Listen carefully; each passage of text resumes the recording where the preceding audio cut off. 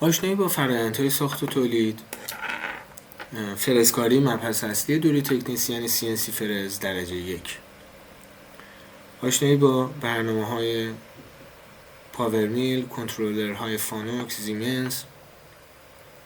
سرفصل‌ها رو با هم بررسی بکنیم. می‌خوایم ببینیم که چه مسائلی رو در این دوره ما روش تمرکز کردیم و به شما آموزش خواهیم داد. 1. آشنایی با دستگاه CNC فرز در اجزای آن. 2.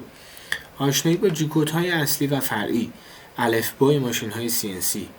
آشنایی با کنترلر فانوک و کار با آن تا رسیدن به مهارت تضمین شده که ما این کار رو از طریق نرم افزار شبیه ساز SSCNC انجام میدیم و تا اینکه شما ارتباط بسیار بالایی رو بتونید برقرار بکنید با خود دستگاه، از نزدیک دکمه ها رو ببینید، نحوه کارکردی ببینید.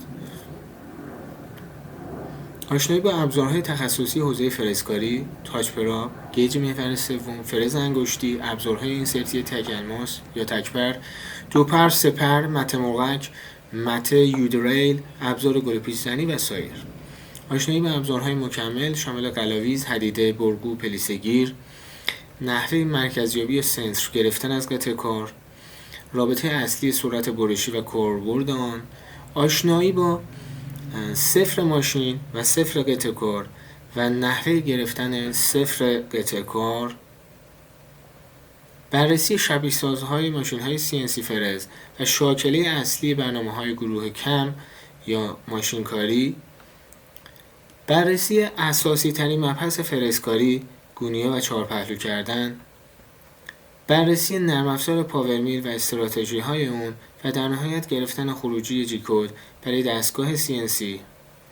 قبولی مصاحبه های شغلی که آرزوی من و تمام عزیزانمون برای شما هست.